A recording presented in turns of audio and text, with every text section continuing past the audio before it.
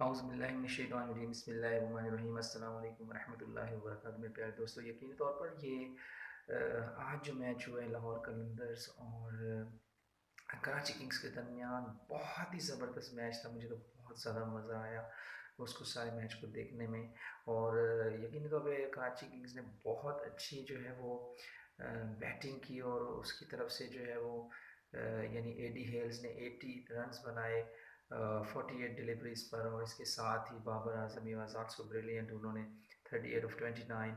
और वाल्टन ने जो है 45 ऑफ 20।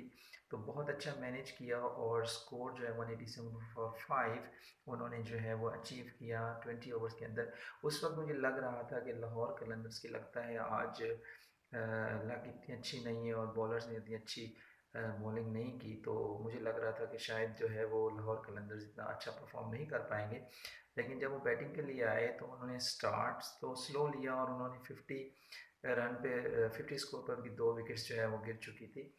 और जब मैंने देखा और तो 10.3 ओवर्स में उनके 72 रन थे और 2 खिलाड़ी आउट थे। और उस वक़्त उनको 100 यानी कि जो है वो काफ़ी यानी बड़ा स्कोर रिक्वायर्ड था। और उस वक़्त तो उसके बाद जो उन्होंने बैटिंग शुरू की, यकीनी तौर पे वो सारे लाहौरी जितने भी सपोर्टर्स थे और जितने भी ऑडियंस अवाम देखने के हुए थे, यकीन तो बहुत एंटरटेन होंगे। क्योंकि क्योंकि बैन डंक जो था और सुहेल अख्तर जो था, उन्होंने एक ज़बरदस्त जो है शराकत एक ज़बरदस्त पार्टनरशिप को कायम किया और 140 रन जस्ट जो है वो 10.5 ओवर्स में जो है 12.92 की औसत से जो है वो स्कोर किया।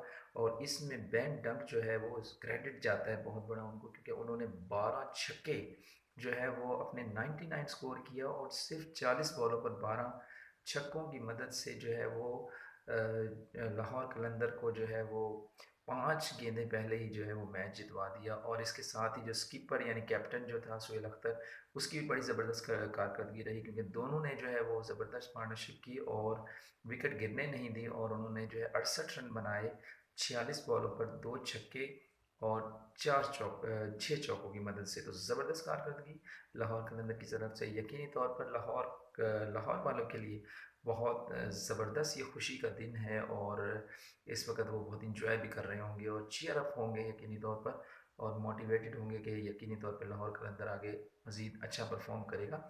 तो देखते हैं, ये तो आने वाला वक्त बताएगा कि कौन सी टीम जो है वो किस स्टेज पर जाती है। इस वक्त पॉइंट्स टेबल की जो सूरत हाल है वो काफ़ी चेंज हो चुकी है और लाहौर कलंदर जो सबसे डाउन पर था 6 नंबर पे था, वो नंबर 5 पर आ चुका है और 6 पॉइंट्स उसके हो गए। इसके साथ ही जो कोयटा ग्लेडिएटर्स था वो जो है इस वक्त नंबर 6 पर आ गया है। बाकी जो 4 टीम्स हैं, अबव में मुल्तान सुल्तान्स जो है वो नंबर 1 ही पर स्टैंड कर रही है 11 पॉइंट्स के साथ। और इसके साथ ही जो है पिशावर ज़ल्मी है और फिर तो उसके बाद जो है वो इस्लामाबाद यूनाइटेड है और फिर कराची की नंबर 4 पे आ चुकी है।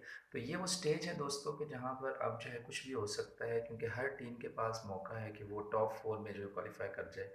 तो 23वें मैच तक यानी कि आज के मैच तक यही अपडेट थी।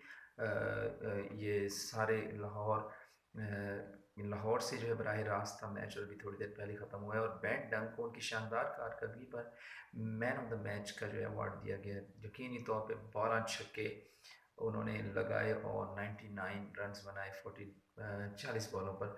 तो होपफुली दोस्तों इंशाल्लाह देखते हैं आगे क्या होता है। सारी टीमें मेरी अपनी हैं और मैं हर टीम को जो है वो जो है वो मेरी दुआएं हर टीम के साथ हैं। यकीनी तौर पे जो बेहतर परफॉर्म करेगा वही जीतेगा। तो देखना ये है कि आगे क्या होता है। तो इंशाल्लाह फिर आपकी खिदमत में हाजिर होऊंगा एक नए वीडियो के साथ। तब तक के लिए अपना बहुत ज़्यादा ख्याल रखिएगा और अगर आपने मेरा चैनल खबर शबीर सब्सक्राइब नहीं किया तो पहले सब्सक्राइब कर लें और साथ ही बेल आइकन को प्रेस कर दें ताकि आपको मेरी आने वाली अपडेट्स मिलती रहें। बहुत बहुत शुक्रिया आपका वक़्त देने का। दुआ में याद रखिएगा। फ़ी अमानिल्लाह। अस्सलाम वालेकुम वरहमतुल्लाहि वबरकातुहू।